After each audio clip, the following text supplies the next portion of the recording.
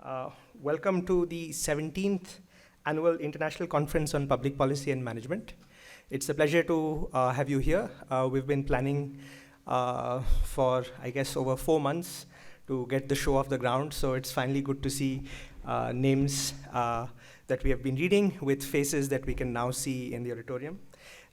It's a pleasure to start off the conference with Mr. Gopalkrishna Gandhi's plenary address, which is titled Pre-Autumnal Sessions. I will leave Sir to discuss that in greater detail.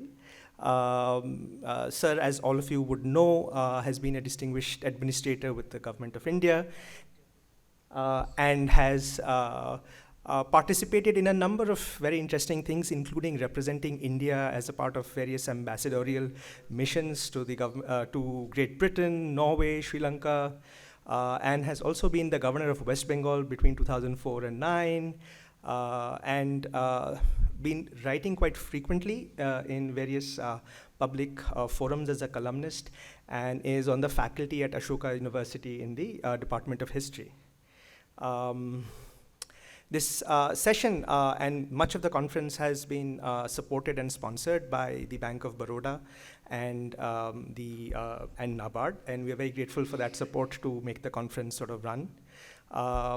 Without further ado, I'd like to invite our director, Professor Hrishikesh T. Krishnan, to make some remarks, and then we'll move directly to the talk. Very good morning to all of you. And let me take this opportunity to offer a especially warm welcome to Shri Gopalkrishna Gandhi for being with us as the inaugural speaker on this public policy conference. The CPP's Public Policy Conference is a much awaited event in our annual calendar. The CPP itself has been in existence for more than 20 years, and I'm really happy to note that CPP has been running this conference for the last 17 years. Even during the 2 years of acute restrictions during the pandemic, the conference continued, albeit online, but we had excellent participation during those 2 years as well. And I'm really happy that we are back today to have it in the normal physical format. IIM Bangalore has a long history of working on public systems and public policy. As many of you might know, the institute was first started with a focus on the public sector way back in 1973. And we'll be celebrating our 50th year, that is the Golden Jubilee next year. Over the years, the Institute's focus has had changes, I would say. We have perhaps on the management side become much more general and corporate management oriented. But at the same time, we believe public policy and public management are very important dimensions of the Institute. And that's why the Center for Public Policy was started around 2000. So the Center for Public Policy works in multiple areas, and I've been really happy to see the number of areas in which the center has been able to make impact. So we have faculty colleagues like Arnab here working on health. We have faculty members working on many other subjects, including law, economic development, social development, education, environment, sustainability, urban development, rural development, agriculture. In fact, almost any aspect of public policy that you can imagine where there is a clear management dimension to it, we have faculty members and research staff working actively in these areas. So CPP has contributed to policy formulation in many diverse areas from the list I just mentioned. We have also had the opportunity to work closely with the government of Karnataka on a number of policy initiatives. And the CPP was also the parent body to launch our postgraduate program in public policy and management, which has been an important flagship program of the Institute. The PGPPM is currently undergoing revision to a hybrid format, and we are looking forward to the relaunch of the new redesigned PGPPM very soon, maybe from the next academic year onwards. So a particular warm welcome to all the delegates to the conference. I'm really happy that many of you have chosen to send your papers to this conference and to participate actively in the deliberations. I'm sure you will find a good audience and useful feedback for all your papers. And I'm sure there is much else you will learn from the plenary speakers and panels and all the other events that are part of the conference. It's only fitting for a conference of this stature that we have somebody like Sri Gopalkrishna Gandhi to speak this morning. As Arnab mentioned, he's a very distinguished administrator, bureaucrat, diplomat, governor. I mean, he's worked in so many different dimensions, and in recent years as a professor, columnist, author. I mean, you can't imagine a more multifaceted yet distinguished personality to have with us for this CPP inauguration. So, warm welcome to you, sir, and thank you for being with us. Thank you, Mr. Director, for your gracious words of welcome and generous words of introduction.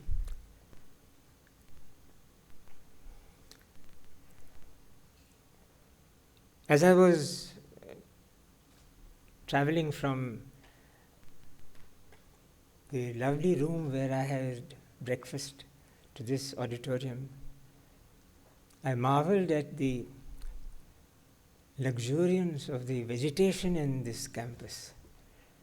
All post the identification of this tract for the location of the IIM Bangalore.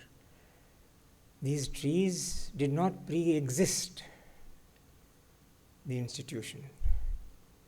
They have grown alongside it to their present beauty. And I marveled at the prospects of the future of this planet when those who seek to manage its life are so sensitive to nature.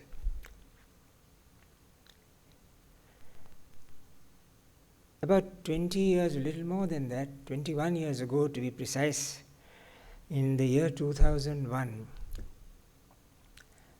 I was asked a question for which I did not have the answer then, and I do not have the answer now. It was put to me by a young woman, and it was very simple. Simple questions are very difficult to answer, just as a simple meal is more difficult to get than a feast. The question was, is the world a good place or a bad place? If the question had been, what is the future of deserts? What is the future of forests? What is the future of agriculture? There could have been some answers, but when you're asked a question like this, good and bad, love and hate,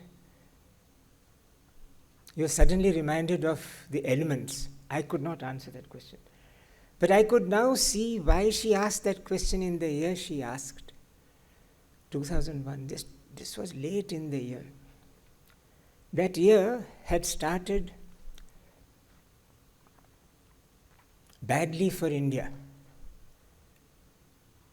On the 26th of January 2001, as Delhi was celebrating its Republic Day with a great pageant of arms and armaments and infantry and cavalry and camelry and tanks and guns, the earth shook.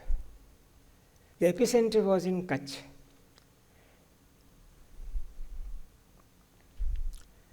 And within seconds, this was early morning, within seconds, a very large number, I think 20,000 were killed. It was 7.7 on the modified Richter scale. I believe 10 on the Mercalli scale. 10 is extreme. 11 and 12, which were added later, 12 being the maximum, is the ultimate in collapse, where objects are hurled into the air. So this was 10. And Bhuj was flattened.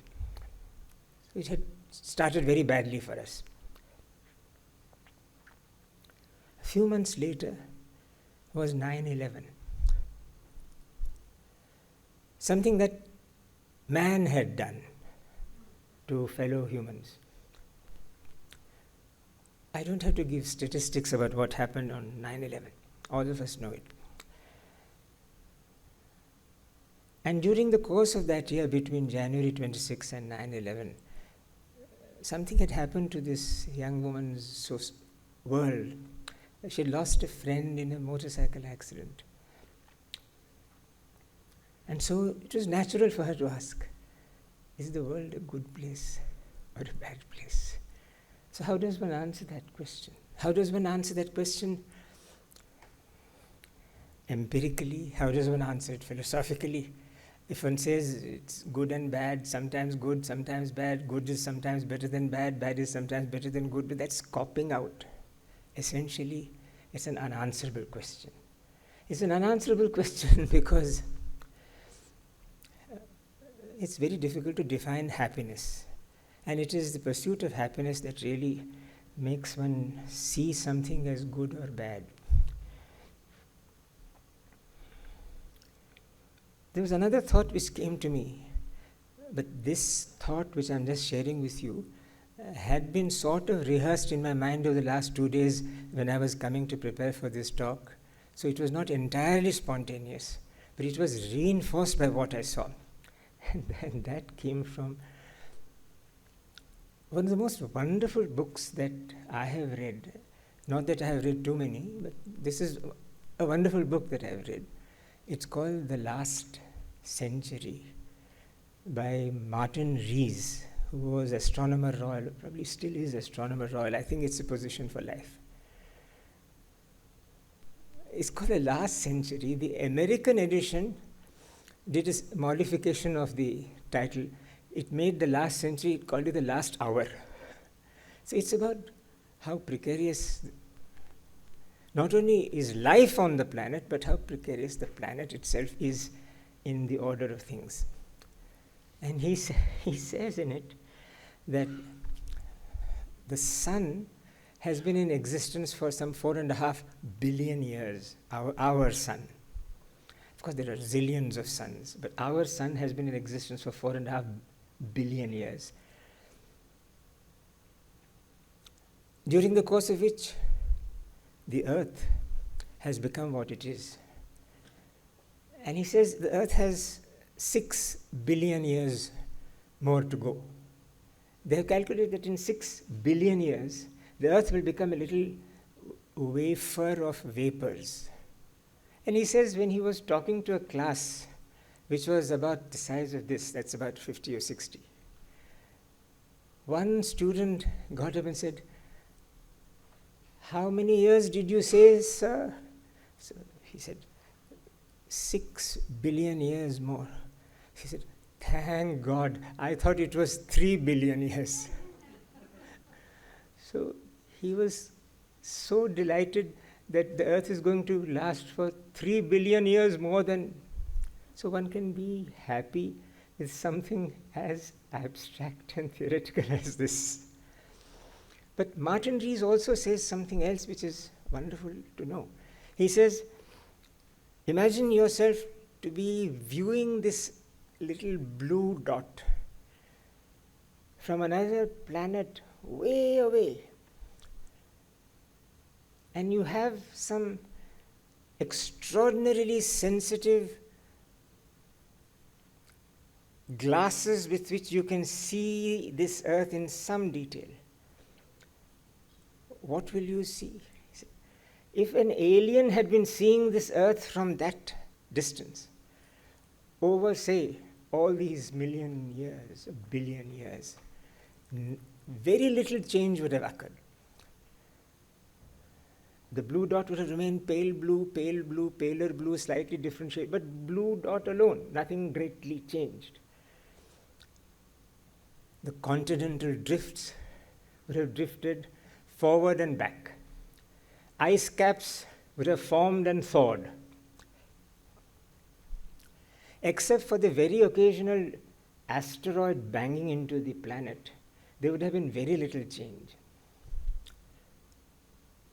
But in 1/100th of 1 millionth part of that time, in the last 50 to 100 years, that alien would have been jolted by seeing some changes not known before in the last 50 to 100 years, of which the vegetation cover on the earth would have jolted them, thanks to agriculture. Agriculture was mentioned by the director. Agricultural operations, which include horticultural operations, and the sustenance of vegetation on earth is something new.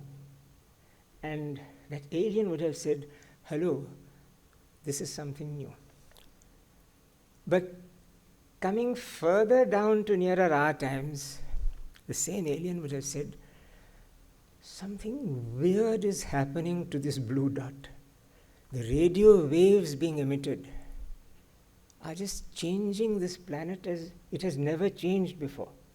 Things are happening out there. We don't know what exactly will happen.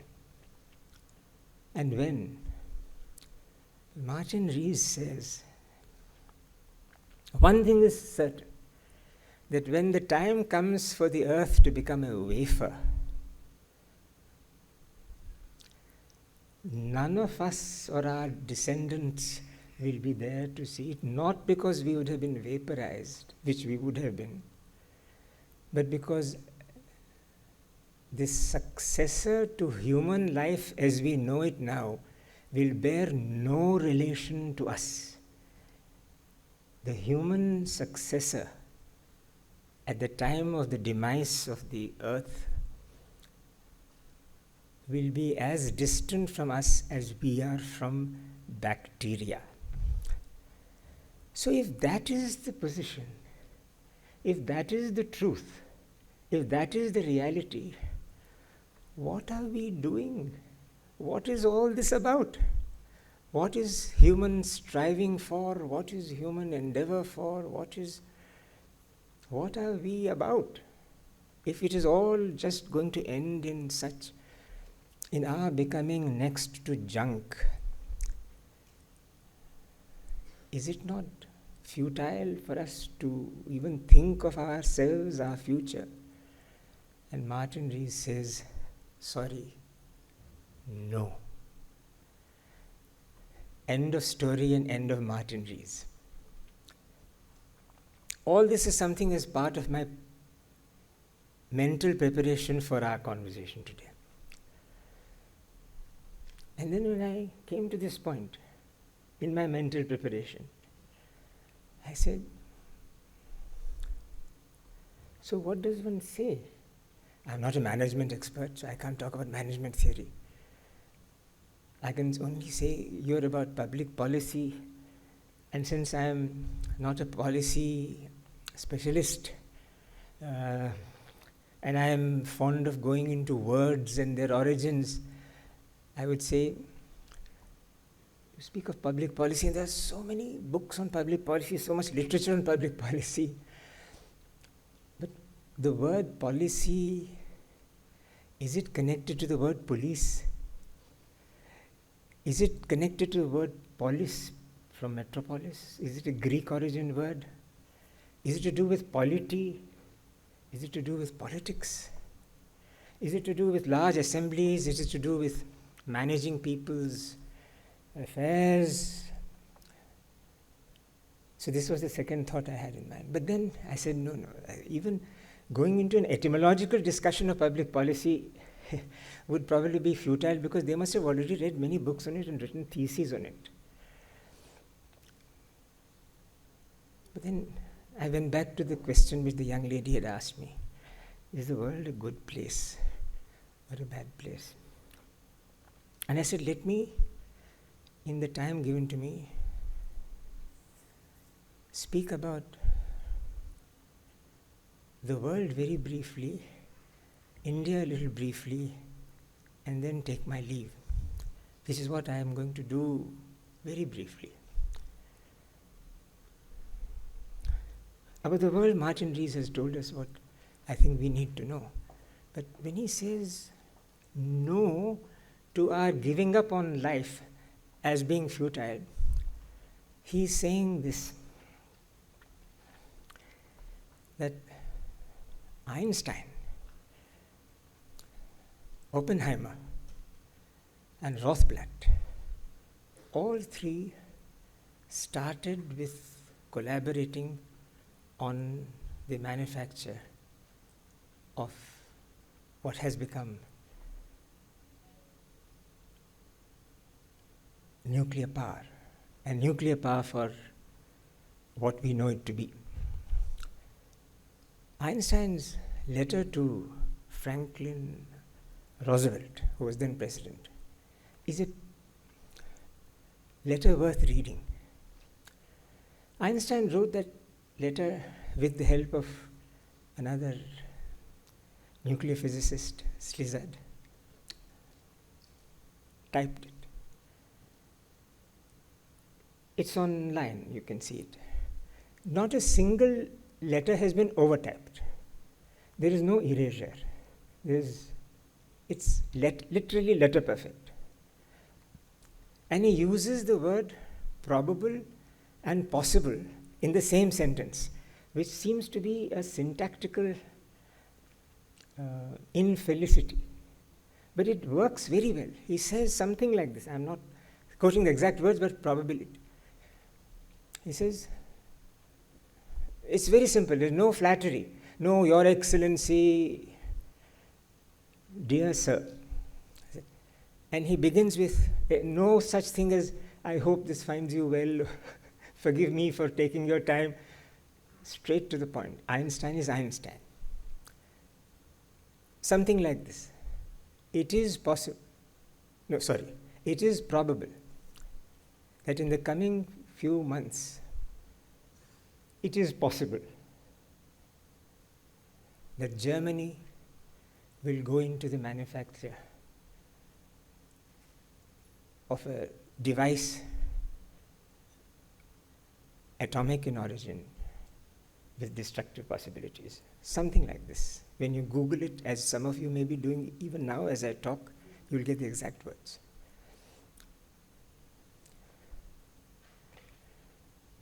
Roosevelt woke up, and very soon thereafter, Manhattan Project came into being, with Oppenheimer at its head. Rothblatt, the future originator of the pugwash movement, in it. All of them motivated by the fact that this horror called the Nazi movement, the Nazi government, was going to acquire nuclear teeth, atomic teeth, which has to be countered if it cannot be staunched. So that was the motivation. The rest is known to us. But if Einstein's letter to Roosevelt is a piece of fascinating writing, Einstein's signature to the Russell-Einstein memorandum, which came much later, is a piece of literature. Einstein was shocked by what he had created, or what he had led to the creation of, as Oppenheimer was and as Rothblatt was. All three saw that what they had done with the use of their time, their talents, and their extraordinary genius was inimical to human life. That letter of, or rather, memorandum is called the Einstein-Russell Memorandum. It is like a biblical text or a Vedic text. You have a lovely motto here drawn from Sanskrit. The end sentence in the Einstein-Russell document, which all of you I'm sure know, is 6 words. A sentence in 2 parts. Remember your humanity. Remember your humanity. Forget the rest. That's it. Says Einstein, says Russell. With Rothblatt presiding over the press conference where this was released.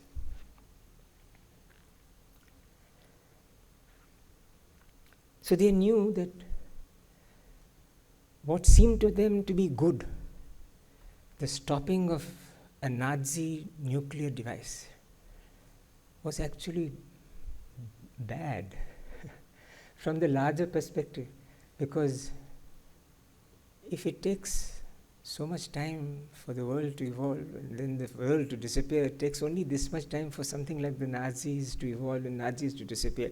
But if what is going to happen to ourselves, by what has been seen by that alien in terms of what is happening on the earth in the last 50 to 100 years, it's tremendous. The earth need not wait for 6 billion years to become a whisper, a wafer of vapors. We might end up doing that ourselves by what we are doing.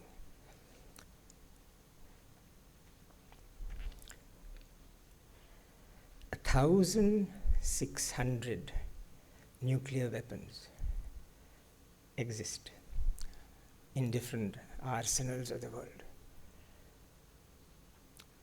One is enough, and you have heard this a million times. But sometimes the refresher is worth it. 1,600, where one is enough. The possibility of non-state terror using that is high. The possibility of error using that or getting to use that is higher. If what happened in Chernobyl can happen in Chernobyl, what happened in Japan to the reactor can happen in Japan, error is eminently possible. And there is something in between error and terror, which is the work of a weirdo, which need not be terror in the sense of some organized state, non-state state, but just a weirdo. The assassination of the former Japanese Prime Minister Abe and the more recent attack on Salman Rushdie shows that one person can just go through a security screen, not just to eliminate one person, but to lead to the danger that I just hinted at. The disappearance of the earth due to nuclear error. We are so clever. And all of us put together in this room, say, barring one or two exceptions like this one, are so into science and the procedures of mental planning that to imagine that we can be naive as well as like suggesting the impossible. But it is true. No one is a fool, but everyone has some naivety in her or him. Naivety is nothing except trust. To simply assume something, to believe something when it does not require to be completely and implicitly. Naivety is a lovely thing. It is a sign of innocence. But it can also be very dangerous. We are naive as a collectivity to the real possibility that even before we dissolve from this auditorium, something may happen somewhere to trigger nuclear error. This is as possible as it is possible that we may have a power outage here and we may suddenly sink into darkness and you will be relieved from the tedium of listening to me. It's perfectly possible. As possible as that.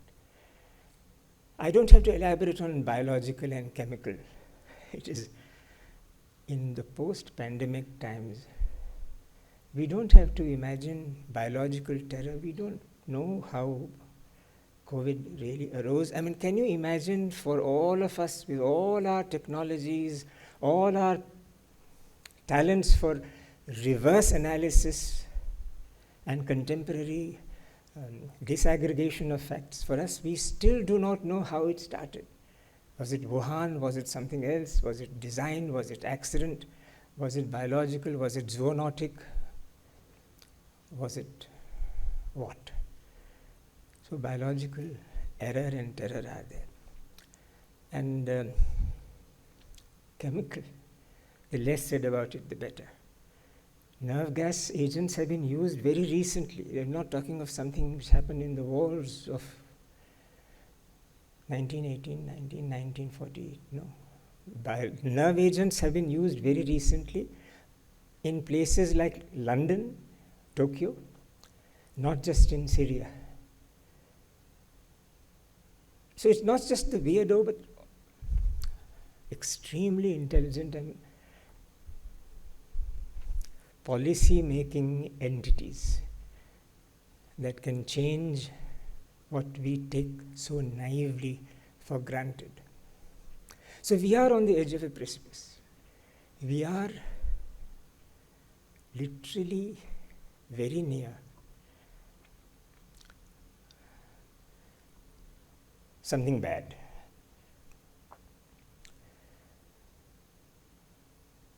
You know more about cyber crimes than I need to explain, but that is another area which is likely to extinguish us in no time, literally, by extinguishing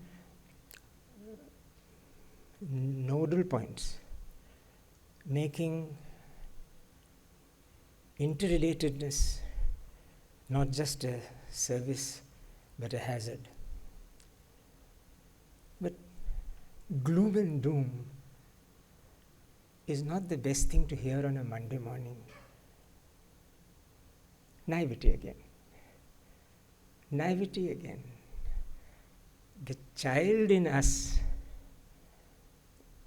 and there always is a child in us, the naive in us, and there always will be the naive in us, because we are meant to trust. We are not meant to suspect. We are meant to trust.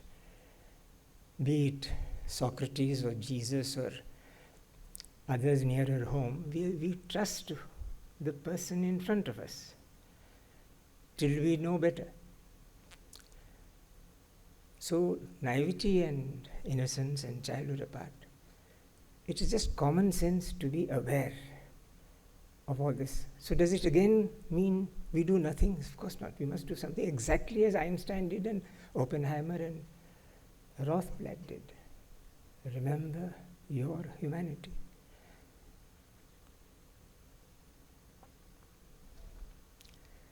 But take us. Now, I wind up. Do I have 5 minutes more? 5 or 4? At least 5. 5.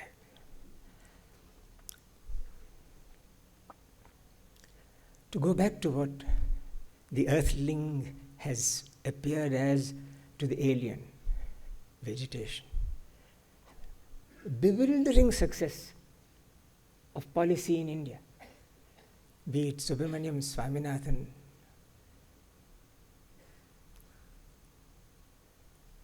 be it Korean Green Revolution, White Revolution. Bewildering.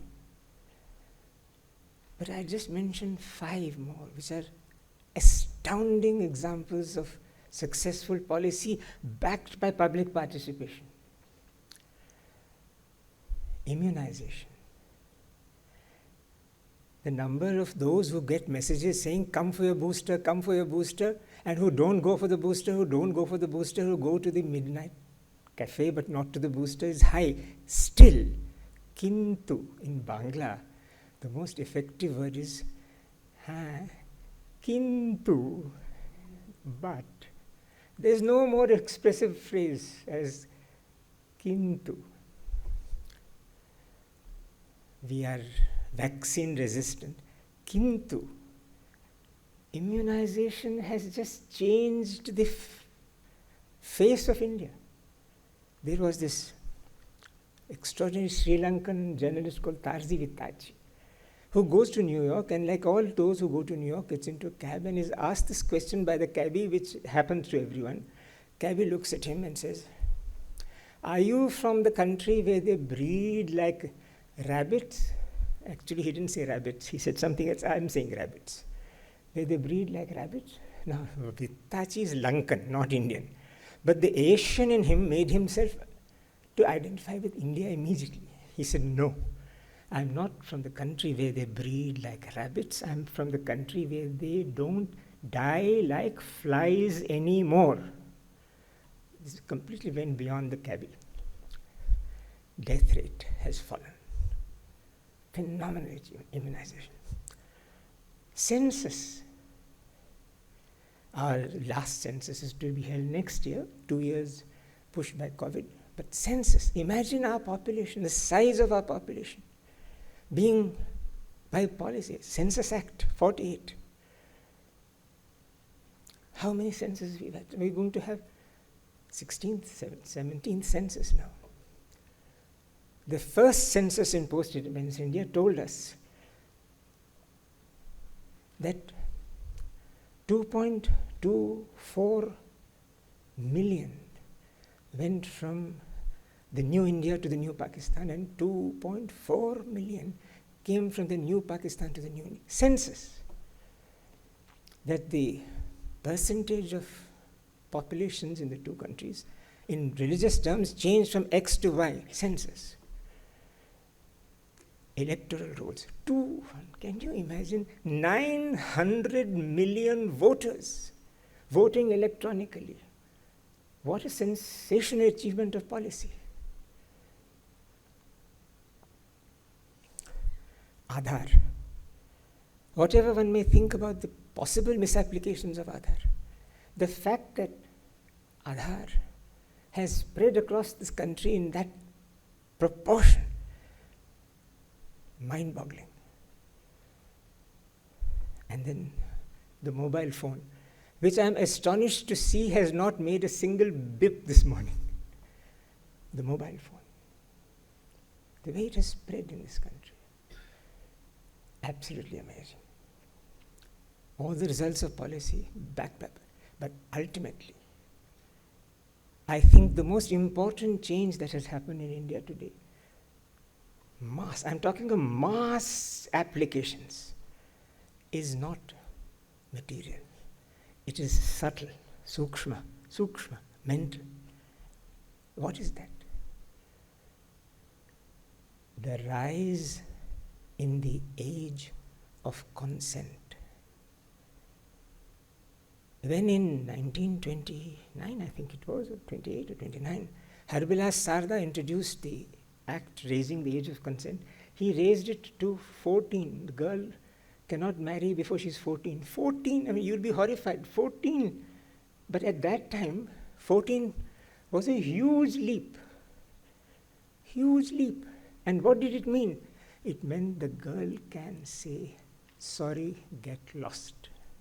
No. That Sharda Act didn't get implemented immediately is a different fact. But it started with Harbilas Sarda. The rise in the age of consent is public policy, the Sarda Act, followed by public perception. I think that is the most important mass transition that has taken place in India. From something that was bad to something that is good and great. And this has now we're talking about 18 and 21. It started with 14. So remember your humanity, forget the rest. It's not just about bombs. It's also about human behavior and human values. The removal of untouchability is the other. Untouchability is banned in India in a way, the earliest things to be banned, Article 17. And in cities, it does not exist. It does not mean that Dalits enjoy all the privileges they should. Of course not. There's social and economic torments in the Dalit community. But still, untouchability is now not something which is alive and kicking, but something which has gone into sepia. So these are phenomenal success stories. And I'll now end with a kintu. Remember, your humanity is something which is timeless and which must inform every single policy planning, policy implementation, every single step. And I will just round it up by saying, there were industrialists who could think socialism, as we just discussed over breakfast. Kasturbhai Lalbhai, G.D. Birla, J.R.D. Tata, Purushottam Das Thakurdas, in the Bombay Plan of 1943, said India should adopt a socialistic pattern of society. Can you believe it? Ghanshyam Das Birla was head of the Harijan Sevak Sangh. J.R.D. Tata was an environmentalist. He cut down Tata projects on the basis that a particular hotel that was going up may come in the way of the migration of birds. Moral subversion of material plans is at the heart of humanity. The moral subversion of material plans, if they go against the grain of humanity, is about good overcoming bad.